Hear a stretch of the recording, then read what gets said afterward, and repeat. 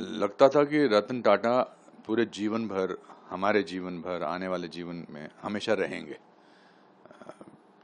क्योंकि कुछ लोग आप उनको हमेशा मिलते नहीं हैं, बट उनका एहसास देश के इंफ्रास्ट्रक्चर में नज़र आता है, देश के चैरिटी इंस्टीट्यूशन में नज़र आता है, देश के आबो हवा में नज़र आता है, अच्छाई में नज़र आता है। तो आज मैं कहूँगा कि देश ने अपना एक रत्न खो दिया है और उनका नाम था रतन टाटा। मेरी मुलाकात उनसे कुछ साल पहले लंदन में हुई थी। बकिंगम गेट में उनका एक ताज का होटल है, तो मुझे मिले थे और 5-7 मिनट तक बात करते रहे और फिर बोले कि आई लाइक योर कॉमेडीज़, आप I laugh when I see you sometimes, not very often but rarely I saw 1 or 2 comedies. But उसके अलावा आई थिंक किसी इंसान को अगर अपना आदर्श बनाना है तो उसमें रतन टाटा सबसे ऊपर नंबर पर आएंगे।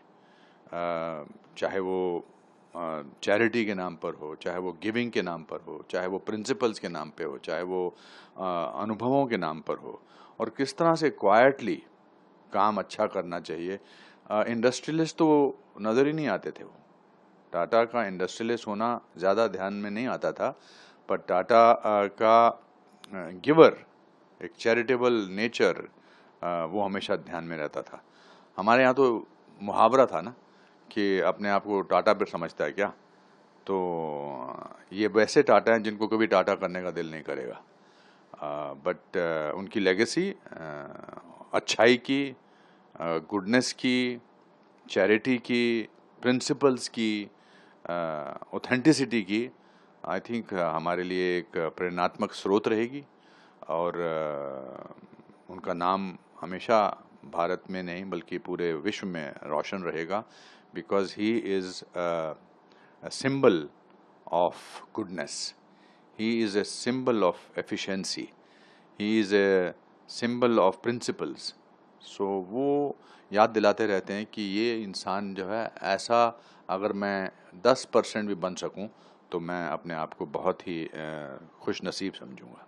बहुत बड़ी बड़ी कार कंपनियों के मालिक, पूरे देश में इतना इंफ्रास्ट्रक्चर उनका, और अचानक एक ताज में, एक छोटी नैनो में रतन टाटा जी आए भी पिछले कुछ दिनों में। मैंने तो उनके इतने इतने किस्से सुने हैं कि वो अपनी गाड़ी में, छोटी गाड़ी में आते थे, कोई ऐसा उनका ऑफिस नहीं था, तो सिंप्लिसिटी, घर भी छोटा था, हाँ बिल्कुल।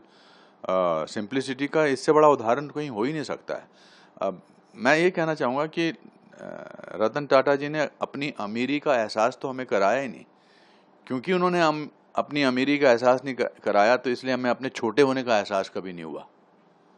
वरना Taj group of hotels, Taj properties, Taj finance, Taj ये गाड़ियाँ, कितनी सारी चीज़ें हैं। और मैंने अभी सुना है कि सबसे ज़्यादा चैरिटी में वही देते थे। His contributions and his families contribution is unbelievable. मतलब शब्द कम पड़ते हैं उनके बारे में बोलने के लिए। कभी कभी मौन जो है, कभी कभी चुप रहना जो है, वो ज़्यादा अच्छा लगता है कि ऐसे आदमी के बारे में मैं क्या बोलूं। But the good thing about is this, that वो शारीरिक रूप से यहाँ से गए हैं, बट उनकी अच्छाई जो है वो सदियों तक बरकरार रहेगी। And I am very happy that he was born and he was an Indian. ये बहुत बड़ी उपलब्धि है देश की।